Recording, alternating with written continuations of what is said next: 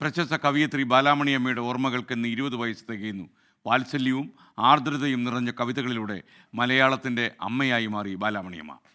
മനുഷ്യനും പ്രകൃതിയും തമ്മിലുള്ള ദൃഢബന്ധം ശക്തമായി ആവിഷ്കരിക്കുന്ന കവിതകളായിരുന്നു ബാലാമണിയമ്മയുടേത്. അമ്മേ വരൂ വരൂ, വെക്കം വെളിയിലേക്കല്ലെങ്കിൽ മഴ തോർന്നു പോമേ. സ്നേഹം, വാത്സല്യം, ആർദ്രത ഇവയെല്ലാം നിറഞ്ഞു നിന്ന കവിതകൾ. മാതൃവാത്സല്യവും ശൈശവത്തിന്റെ നിഷ്കളങ്കതയും ലളിതസുന്ദരമായി അവതരിപ്പിച്ചു ആ വരികൾ. ഒരു താരാട്ടുപോലെ മലയാളി ആ വരികളെല്ലാം നെഞ്ചോട് ചേർത്തു. എന്തൊരാഹ്ലാദമാമുറ്റത്തടിക്കടി. ദേശഭക്തിയും ദാർശനികതയും നിറഞ്ഞു നിന്നു ആ കവിതകളിൽ.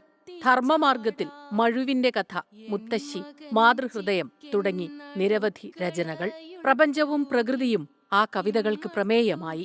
കൊച്ചി രാജാവായിരുന്ന പരീക്ഷിത് തമ്പുരാനിൽ നിന്ന് 1947 സാഹിത്യ നിപുണ ബഹുമതി നേടി. കേന്ദ്ര സംസ്ഥാന സാഹിത്യ അക്കാദമി പുരസ്കാരങ്ങൾ, എഴുത്തച്ഛൻ പുരസ്കാരം, സരസ്വതി സമ്മാൻ, അങ്ങനെ എത്രയെത്ര ബഹുമതികൾ. 1987 രാജ്യം പത്മഭൂഷൺ നൽകി ആദരിച്ചു. വിട്ടയയ്ക്കുക കൂട്ടിൽ നിന്നെന്നെ, ഞാനൊട്ടു വാനിൽ പറന്നു നടക്കട്ടെ. ഓരോ കുഞ്ഞു വസ്തുക്കളെപ്പോലും നിരീക്ഷിച്ച് പ്രകൃതിയിലേക്ക് നോക്കി ലോകത്തെ കവിതയാക്കിയ ആ തൂലിക നിശ്ചലമായിട്ട് 2 ദശാബ്ദം. കൊച്ചു പക്ഷിയാം ഞാനോ തമസിൽ താനച്ചമാമി. Research desk 24. ഈ അമ്മ കവിതകളിലൂടെ ഇപ്പോഴും ജീവിച്ചുകൊണ്ടേയിരിക്കുന്നു. അമ്മയ്ക്ക് ഒരിക്കൽ കൂടി നമ്മുടെ 24ന്റെ അഞ്ജലി.